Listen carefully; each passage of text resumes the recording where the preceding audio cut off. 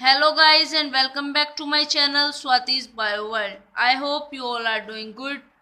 Today we are going to start with the new chapter, that is fifth chapter of biology of class 12th, that is principles of inheritance and variation. In this chapter we have to study Mendel's laws of inheritance, inheritance of one gene, inheritance of two genes, sex determination, mutation and genetic disorder. Start करते हैं chapter से। Genetics, what is genetics? Genetics क्या है? Biology की branch है, या कह सकते हैं कि साइंस की ब्रांच है। इसमें हम क्या करते हैं? स्टडी करते हैं हेरिडिटी एंड वेरिएशंस की। Heredity as you all know, transfer of characters from parents to offspring, कि कैरेक्टर्स जो ट्रांसफर होते हैं पेरेंट्स से ऑफस्प्रिंग में, वो किसके अंडर आता है? हेरिडिटी के अंदर। और वेरिएशंस क्या होते हैं? वेरिएशंस होते हैं चेंज, कि जो प्रोजेनी है वो अपने पेरेंट्स से डिफर है, ये होता है variation. So what is genetics? Genetics is a branch of biology deals with the study of inheritance as well as variations of characters from parents to offspring. Term genetics was given by William Bateson. Now father of genetics, या कह सकते हैं father of plant genetics is Gregor John Mendel, और इनका experimental material क्या था? Pisum sativa.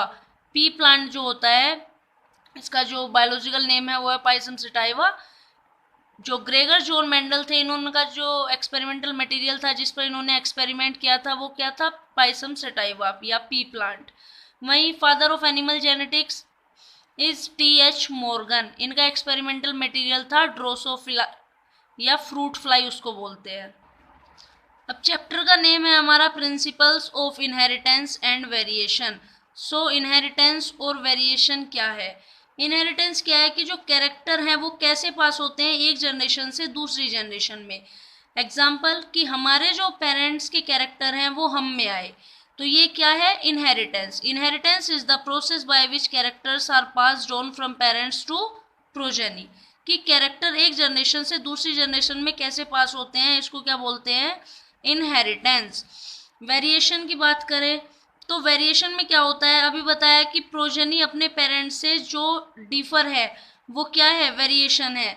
Like you are human, I am also human, but we are different. So ये क्या है? वेरिएशंस है। अब वेरिएशंस क्यों एग्जिस्ट करते हैं और कैसे पास होते हैं, ये भी हम इस चैप्टर में पढ़ेंगे। नाउ चैप्टर को स्टार्ट करने से पहले कुछ टर्म्स पढ़ लेते हैं जो हमें इस चैप्टर को समझने में हेल्प करेंगे। First is homologous chromosome. Homologous chromosome क्या होते हैं? तो होमोलोगस क्रोमोसोम की अगर मैं बात करूं तो होमो मीन्स सेम और लोगस मीन्स पोजीशन। तो ऐसे क्रोमोसोम्स जिनकी लेंथ सेम होती है और जो जीन है वो सेम लोकेशन पर प्रेजेंट होता है, ऐसे क्रोमोसोम को कहते हैं हम होमोलोगस क्रोमोसोम। जैसे ये स्ट्रक्चर दिखाई दे रहा होगा कि सपोज यहाँ इस पॉइंट पर हमारा हाइट का जीन प्रेजेंट है, तो इस वाले क्रोमोसोम में भी जो हाइट का जीन है वो यहीं प्रेजेंट होगा। ऐसे क्रोमोसोम्स को बोलते हैं होमोलोगस क्रोमोसोम, कि जहाँ पर जो जीन की सीक्वेंस है वो सेम पोजीशन पर हो। अगर बात करूँ ह्यूमन बींग्स की, तो there are 23 pair chromosomes in human beings. Out of 22 are homologous chromosomes.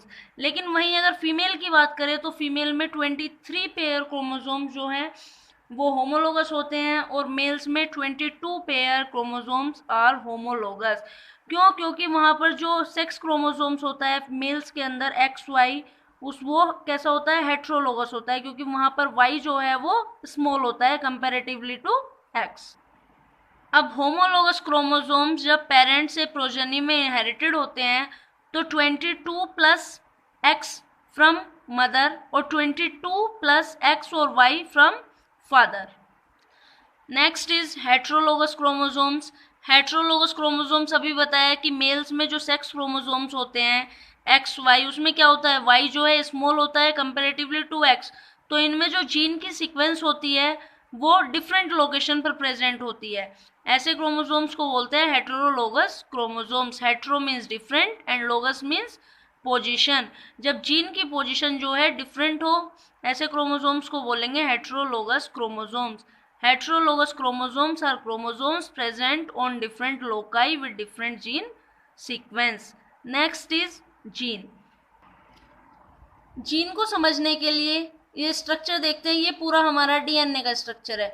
मान लो कि इसका इतना पार्ट जो है वो हमारी हाइट के लिए रिस्पॉन्सिबल है और इतना पार्ट जो है वो आई कलर के लिए रिस्पॉन्सिबल है, इतना पार्ट जो है वो हमारे हेयर के कलर के लिए रिस्पॉन्सिबल है. तो जो ये स्मॉल स्मॉल पार्ट दिखाई दे रहे हैं इनको बोलते हैं हम genes. Genes are basically short segment of DNA. So what is gene? Gene is a short segment of DNA.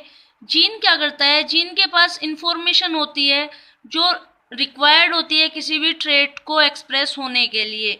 Gene basically क्या रखता है? ये प्रोटीन को कोड करता है. Gene is a unit of inheritance and the term gene was given by W.L. Johansen. Next is alleles. Alleles क्या होते हैं? एलील्स की अगर मैं बात करूँ तो एलील्स में क्या होता है कि जैसे ये है हमारा होमोलोगस क्रोमोसोम. मैंने बताया कि यहाँ सपोज करो हमारा जीन प्रेजेंट है हाइट के लिए, तो अब इसमें क्या होगा, इसके जो एलील्स है वो क्या हो सकते हैं कि जो टोल हो सकता है या ड्वार्फ हो सकता है. हाइट जो है वो कैसी हो सकती है? टोल हो सकती है या ड्वार्फ हो सकती है. तो उसके लिए क्या होगा, ये है pair of contrasting traits. Gene same है लेकिन एलील्स हमारी क्या हो सकती है? कुछ भी हो सकती है. जैसे जो जीन है हमारा वो किसके लिए? हाइट के लिए है. अब उसमें एलील्स क्या हो सकती हैं? टोल हो सकती हैं और ड्वार्फ हो सकती हैं. So what are alleles? Alleles are alternative forms of gene present on the same locus of homologous chromosomes. And term allele was given by William Batson. Now alleles may be homozygous or heterozygous. Homozygous की अगर बात करें, if both alleles are similar, like RR, small r, capital Y, both alleles are similar का मतलब जैसे capital R है तो ये क्या है, आर जो है वो मान लो कि हमारा रेड कलर के लिए है, तो जो सेकंड वाला आर है वो भी हमारा रेड कलर के लिए होगा. जब दोनों एलील सिमिलर होंगी तो उस कंडीशन को बोलेंगे होमोजाइगस कंडीशन. वहीं हेटेरोजाइगस में अगर दोनों एलील्स डिफरेंट हैं तो उसको बोलेंगे heterozygous. Next is phenotype. Phenotype means physical appearance या मोर्फोलॉजिकल कैरेक्टर की, जो उसका एक्सटर्नल कैरेक्टर है किसी भी ऑर्गेनिज्म के वो कैसे है. जैसे हाइट को लेके अगर बात करें तो हाइट उसकी टोल है या ड्वार्फ है, ये आएगा हमारा फिनोटाइप कैरेक्टर में. जीनोटाइप की बात करें तो जेनेटिक मेकअप, जो सेल का जेनेटिक मेकअप है वो कैसा है. जैसे कि हाइट टोल के लिए जो हमारा जीन्स है वो है कैपिटल टी और ड्वार्फ के लिए स्मॉल टी. ये है genotype. Term phenotype and genotype was given by W.L. Johnson. Next, dominant और रिसेसिव कैरेक्टर क्या है. अगर डोमिनेंट कैरेक्टर की बात करें तो वो कैरेक्टर जो अपीयर हो जाते हैं, एक्सप्रेस कर देते हैं. सपोज हमने एक टॉल प्लांट और एक ड्वार्फ प्लांट की क्रॉस कराई और उसमें हमने देखा कि जो F1 प्रोजेनी बनी वो टॉल थी, तो जो हमारा टॉल कैरेक्टर है वो एक्सप्रेस हुआ तो उसको बोलेंगे डोमिनेंट कैरेक्टर. और वहीं जो ड्वार्फ कैरेक्टर था वो क्या हो गया, सप्रेस हो गया, वो एक्सप्रेस नहीं हो पाया तो उसको बोलेंगे recessive character.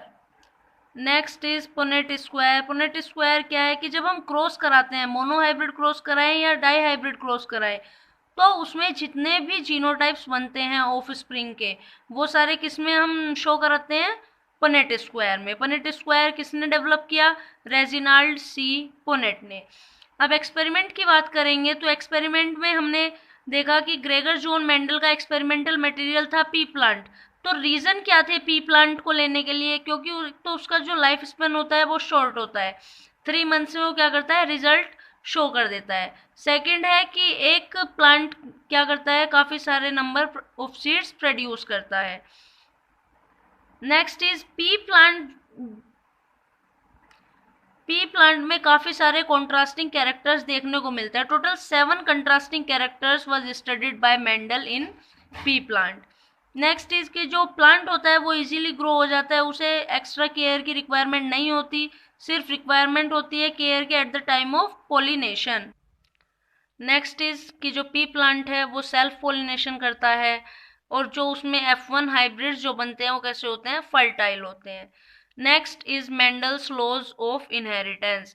Mendel's laws of inheritance को समझने के लिए पढ़ते हैं कि जो ग्रेगर जॉन मेंडल थे उन्होंने पी प्लांट पर एक्सपेरिमेंट किए अप टू 7 ईयर्स। 7 सालों तक उन्होंने एक्सपेरिमेंट किया। उन्होंने एक ट्रू ब्रीडिंग लाइन डेवलप की, या उसको हम प्योर लाइन भी बोल सकते हैं।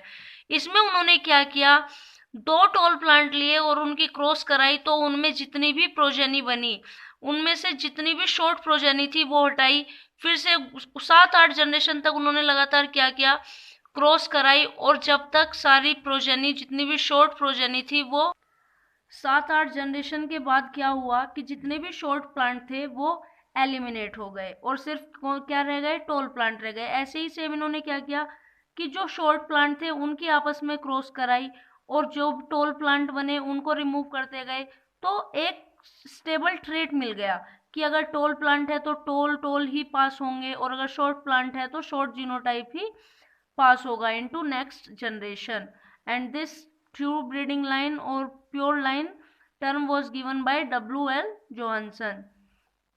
और इस तरीके से मेंडल्स ने 7 pair of contrasting traits study किए इनटू पी प्लांट।